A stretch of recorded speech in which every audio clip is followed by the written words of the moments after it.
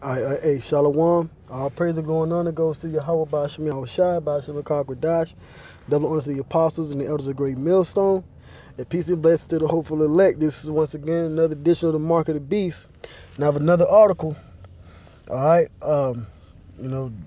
This is pretty much the spirit that has been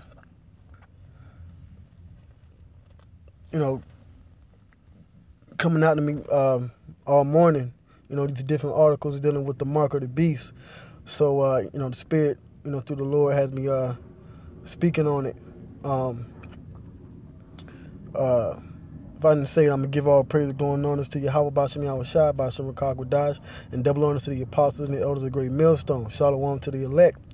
All right, so this article is from TechWire Asia, and it's "Can Underskin Chip Implants Revolutionize the Payments Industry?" Okay, so this is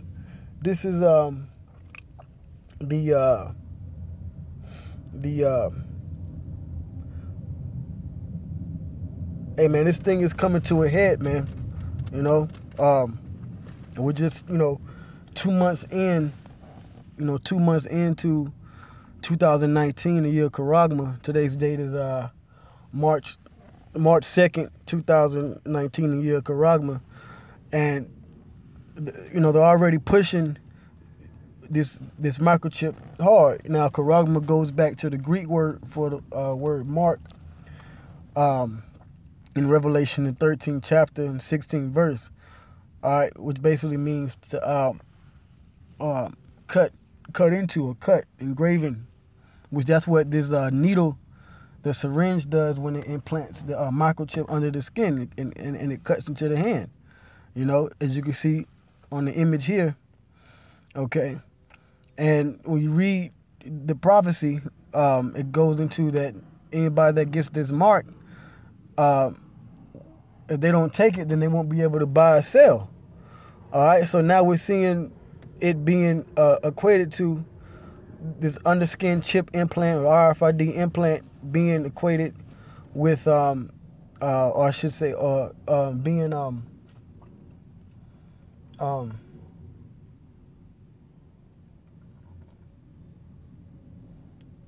associated with payments. Okay.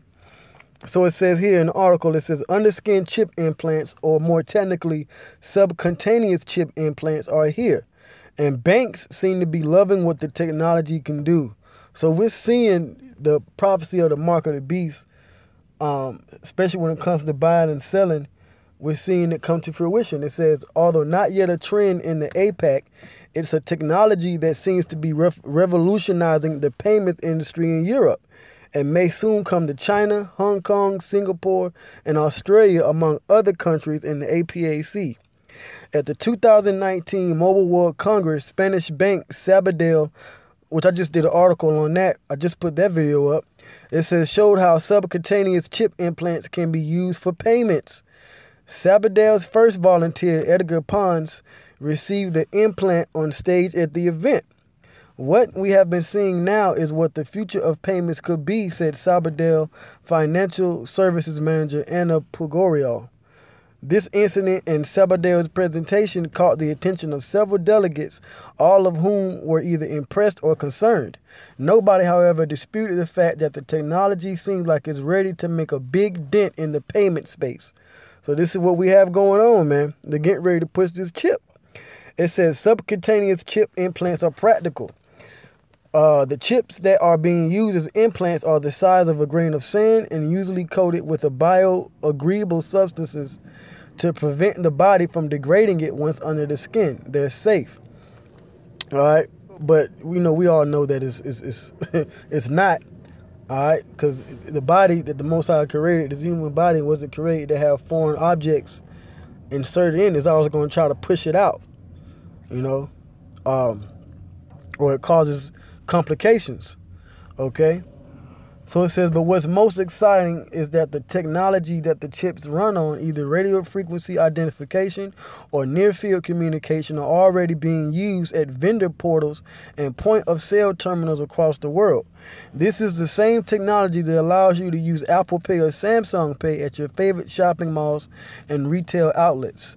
As a result, it's incredibly practical, and for banks considering its deployment, quite cost effective. So that's one way to get the banks in on it. Swedes and Germans are already big fans. According to local media, more than 4,000 Swedish nationals opted to get subcutaneous chip implants, as did several hundred Germans. And that's these Edomites, because they don't really have any qualms about modifying their bodies or cutting into their skin. That's mainly so-called black Spaniards and Native Americans, the Israelites, you know, because it's in our spirit to not do these things, man. Even when we get tattoos, you know, our people get tattoos. They, you know, a lot of them say now, you know, they wish they didn't did it, especially when they get these tattoos in their face and neck and all of that, you know. But this is something that a lot of these Edomites overseas in Europe are doing. Okay, it says they're not big fans of the technology because it's cool, not entirely. They're impressed with these chips because they're more secure than their phones.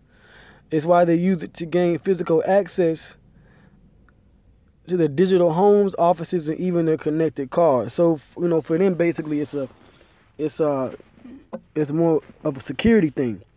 And that's how they're also going to push it, too. Oh, well, these chips are safe. You know, can't nobody hack your accounts or steal your identity if all your information is within you, you know.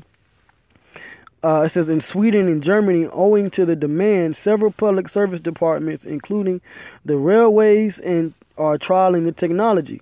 Subcutaneous chip implants are an impressive up-and-coming technology that is expected to make big waves in the fintech space, and banks are counting on it. This is the scriptures, man. This is the prophecy, man. All right? You won't be able to buy and sell unless you have this chip.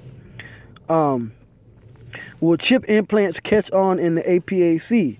Well, to be very honest, subcutaneous chip implants were quite a hit in Australia a few short years ago. Yeah, I remember that. I did a video on that too.